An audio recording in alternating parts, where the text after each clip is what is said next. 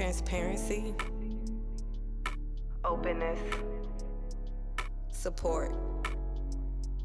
This is Truth Be Told. So with this episode, we're going to rewind a little. So as we know, my dad passed away when I was 9, right? So losing him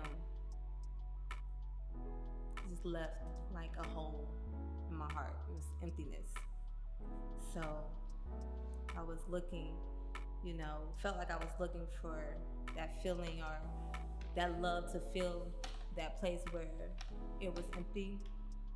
I remember, so in middle school, found my first love. It was the first time for me having somebody else as close of a male figure.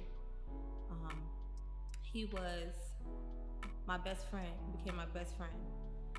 And I talked to him about everything, about the conversations with my dad, about pain I was feeling, times when I was crying at night. And I remember one night we had a phone conversation and I was just telling him how much I love him and that I was thankful for him. And like it felt as if he was filling that void I had it from when my dad passed. I remember him telling me, that he wouldn't be able to fill that void.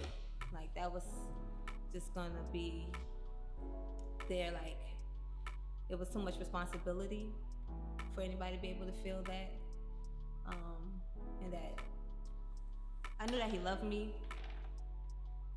It was nice to hear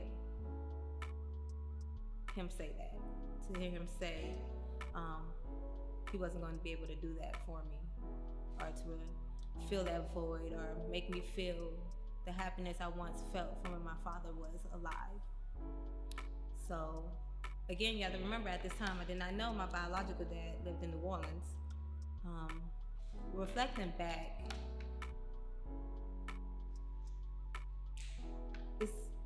I'm grateful to him for saying that, because I had to realize that emptiness was a part of me.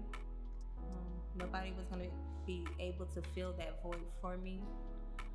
I wasn't going to be able to fill it with drugs, sex, another boyfriend.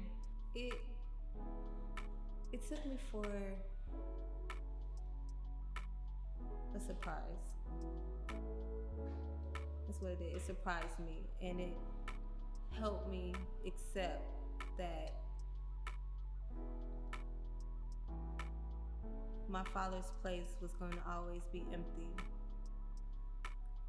and I wasn't going to be able to change that, and I had to accept the fact that it was going to be a part of me, that pain was going to always be a part of me, and it was going to shape me into the person I became today.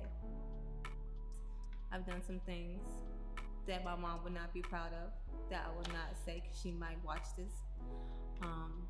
So after a while, seeing how that wasn't helping me, it wasn't allowing me to become comfortable. I didn't feel safe even with what I was doing.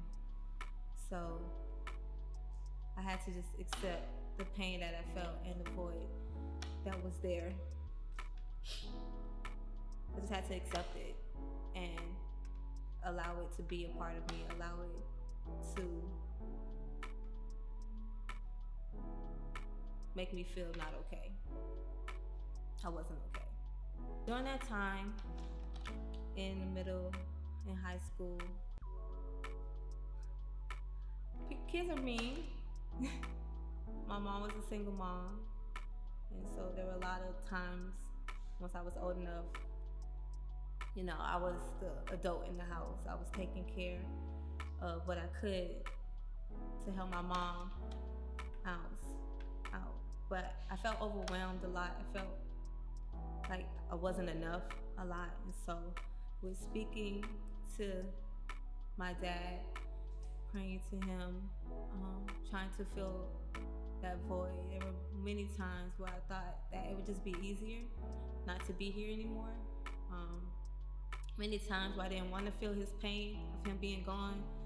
I didn't want to feel that emptiness. So I considered suicide. It was a way out for me.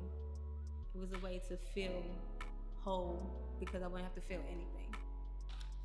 Overall, time went by, and I accepted that what I was doing wasn't going to help me.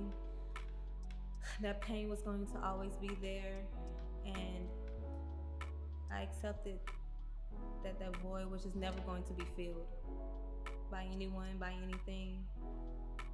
I can only pray that it continues to mold me to be strong. It continues to mold me to be thankful for all the people I do have with me, and allow me to just be thankful for what that void has allowed me to experience and to accept moving forward.